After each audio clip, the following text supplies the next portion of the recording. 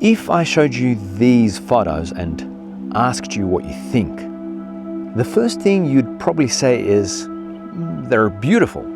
And I'm sure that you've seen photos like these before. You know, photos that are beautiful in all kinds of different ways.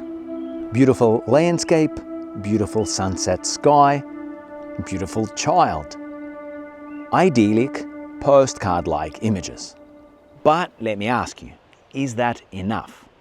Is that what photography is all about? When I started out, I honestly believed that it was. I thought that the pinnacle of photography and the ultimate goal of any photographer was to create these aesthetically pleasing, beautiful kinds of photographs. And now, honestly, I find these photos boring.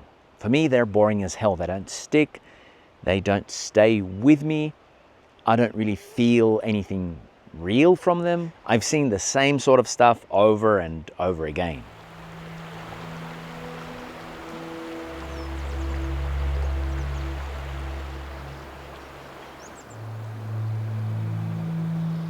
Now, somewhat ironically, I am shooting this video in a very beautiful area in Patagonia.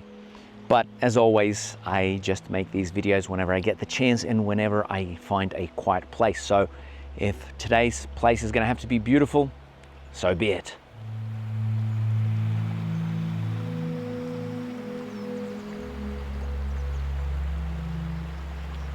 Anyway, I don't actually mean that these kinds of photos are inherently bad or that they're wrong or that there's no place for them at all in photography. But is that really all there is to photography? Is that really all that you're after? Or do you feel like you're maybe missing something? Maybe you have felt it too, that nagging sense that there is something more. It could be that you're here watching this video because that's exactly how you feel. Have you ever seen a photo that really stuck with you, that you just couldn't stop thinking about? And be honest, was it one of those conventionally beautiful kinds of photos? Probably not. There is one photo, one quite strange photo that completely changed the way that I see photography. I'll talk about that photo later. It might change the way that you see photography too. But if you've ever felt like your photos could go deeper, or maybe like you are stuck making pretty but pretty forgettable kinds of photos, then stick around because we will dig deep into making the kinds of photos that truly resonate. By the end of this video, I hope that you will see photography as so much more than just capturing beauty, because it can be. Before we go further, let me explain why it is that I think that beautiful photos can be boring. And let me be very clear, it's not that beautiful photos are inherently boring, it's just that if beauty is the only thing that you're focusing on, so the superficial aesthetic side, then yeah, generally those photos will be boring. Let me put it another way. If you focus only on the beauty, then your photos will lack depth. And sure, they probably will look great, but they will not hit on a deeper level. So then if it's not beauty, then what else should we look for? There's the moment, maybe a gesture, the mood, a strong sense of story, just some examples, or it might even be something that you can't quite put into words. It's important to note that this is not just my opinion. Photo editors, contest judges, creative directors, they've looked at thousands, maybe even millions of photos. And do you know what they're searching for? That extra something. Maybe a fleeting glance, a visual rhythm, could be an element of surprise, something that makes a photo stand out. Real quick, two of my photos. This one, most people would agree it's beautiful. And this one, well, it's not beautiful in a conventional sense, but there is something more to it. I'm not going to go into the specifics just yet, but I want you to pause for a second and think, which photo makes you want to take a closer look? Which one engages your imagination? Which one makes you care? And maybe the most telling question of all, which photo do you remember? Why don't you tell me in the comments, photo 1 or photo 2? Very curious. I strongly believe that if a photo stays with you, if it lingers in your mind, then that is a powerful photo. like I mentioned in the beginning, when I started out, I used to think that aesthetically pleasing, beautiful photos, they were the way to go. This is what photography was all about for me. Then I met a photographer who became my friend and my mentor, and he completely shattered this perspective. I remember showing him some photos of sulfur miners that I'd taken at 𝗧𝗯𝗹𝗲 crater in Indonesia. One in particular, I was like, check this out, the catch light in this guy's eye is perfect. This photo is so good. Which for me meant that it was so aesthetically pleasing. And his response was like, eh. And then he goes, well, you're not photographing fashion or a fucking beauty contest. Where's the grit? If this guy's a sulfur miner and his job is hell, then I want to feel the pain. I want to see the hardship in his face, not a catchlight in his eyes. And he actually pointed out these other photos that I'd taken. At the time, I didn't really think much of them. They weren't aesthetically pleasing, but they do show the rough nature of this man's work. You feel the hardship here. So that conversation really planted a seed, and it forced me to think differently. What was I really trying to convey through my photos? It forced me to rethink what photography could be. One day, my friend and mentor introduced me to the work of a Russian photographer named 𝗧𝗯𝗹𝗲 𝗵𝗏. He showed me some of 𝗵𝗏's photos. I'm showing you some of the more unconventional ones here. The ones that really stood out to me, but not in a good way. I didn't get them. These photos were not beautiful, at least not in the way that I was used to. And I remember thinking, why didn't he just wait for a better moment? Why didn't he compose more clearly? There were so many reasons this photo just did not make sense to me. And then there was this one photo in particular. A girl on a train in Japan. It just pissed me off. I thought, why didn't he capture a better expression, maybe without her looking so weird? Why not make the frame more aesthetically pleasing or without that damn head in the foreground?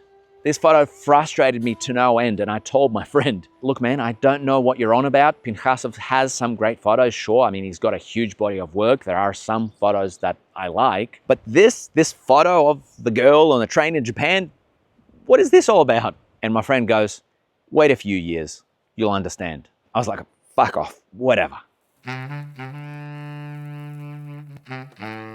Well, my friend was right. It took years, but I came to a realization. That photo of the girl on the train in Japan and other photos of 𝗵𝗏, which initially frustrated me, they stayed with me in ways that beautiful photos I saw over that period of time never did. When the lesson finally hit home, I understood that my friend was teaching me just how unimportant beauty is in photography. Photos can be powerful because they're weird, because there's a certain mood, something haunting, even something unexplainable that you just can't shake off. And they really don't need to be conventionally beautiful to resonate deeply. This changed the way in which I saw photography forever. Let me now show you a few more of my own photos.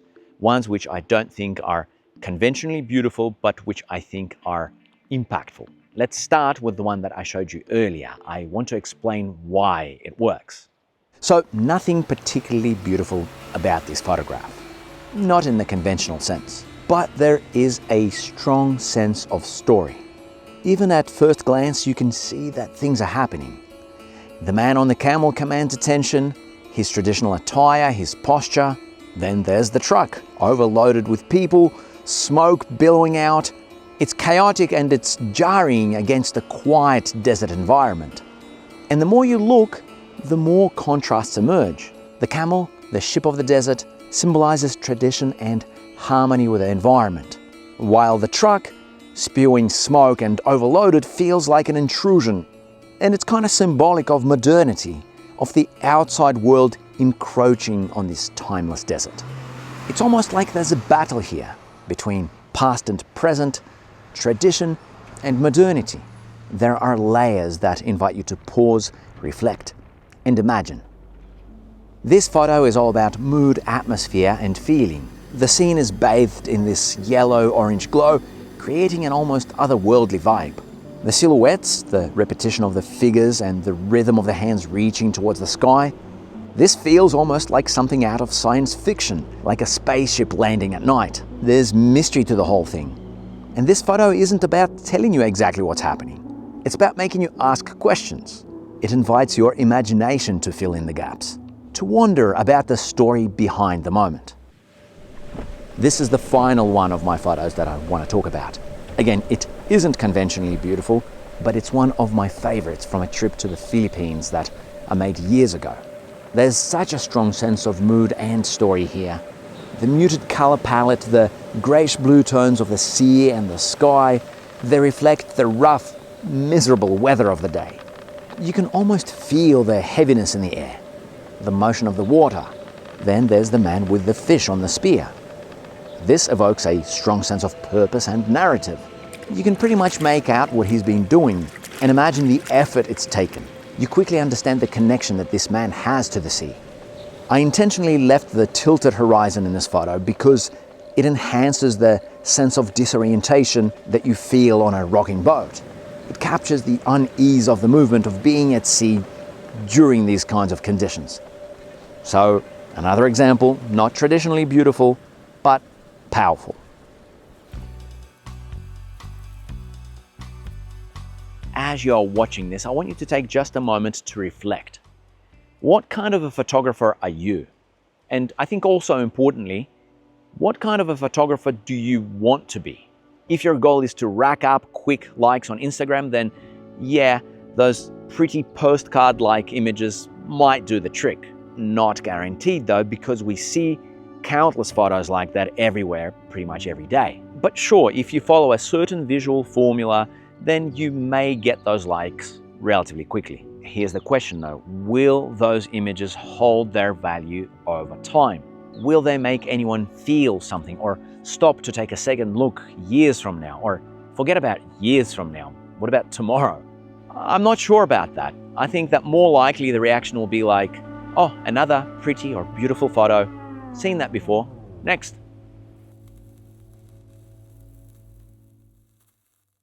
There is no shortage of beautiful photos out there, but photos that say something, that communicate something deeper, those are rare. And the ones that actually make you feel something and actually care, well, those ones are the rarest of all.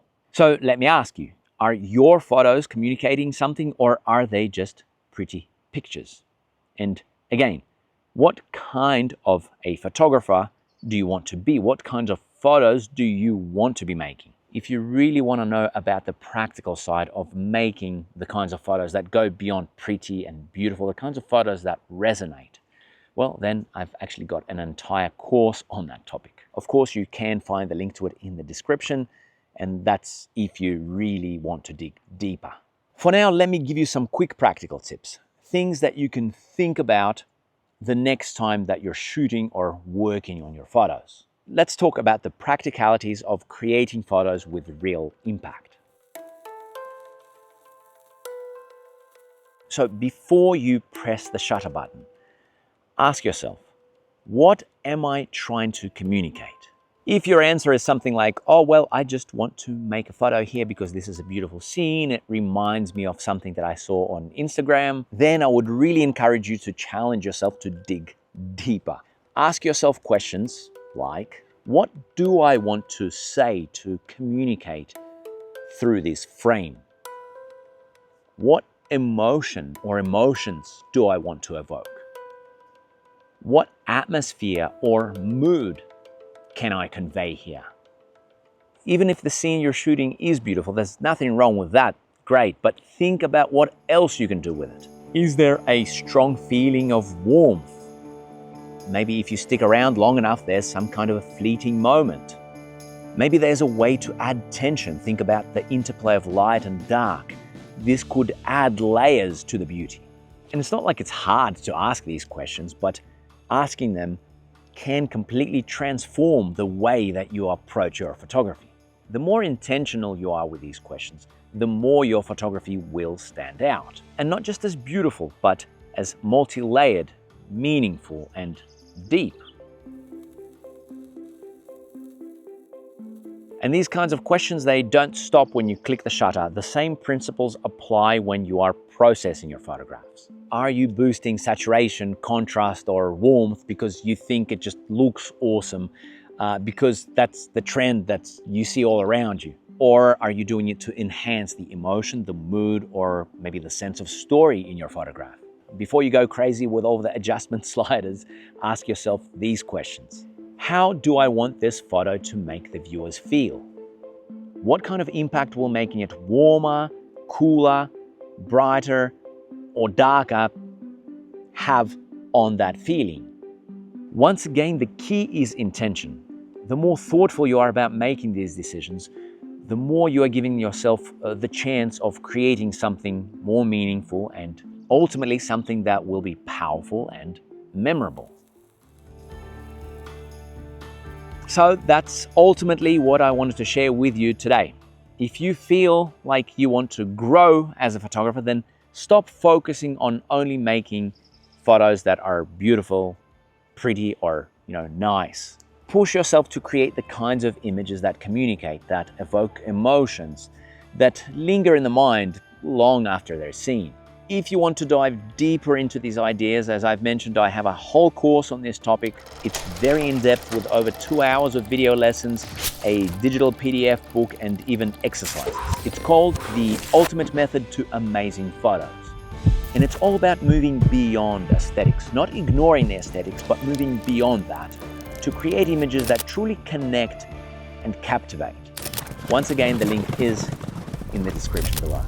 I do also have some more videos on YouTube which are exploring these ideas that we've talked about. If you're ready for more inspiration, then just click on the video on the screen right now. Until next time, keep asking those deeper questions and keep creating photos that matter. The world doesn't really need any more pretty pictures, but it does need photos that make people care.